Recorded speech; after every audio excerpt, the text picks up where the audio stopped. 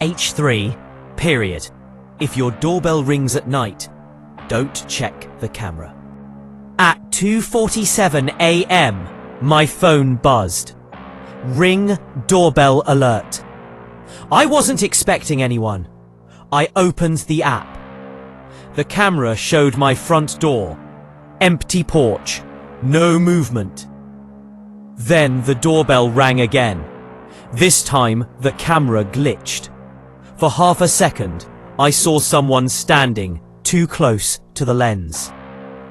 Their face wasn't clear. Just a smile, way too wide. I froze. A notification popped up.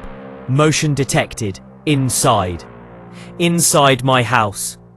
I checked the live feed again.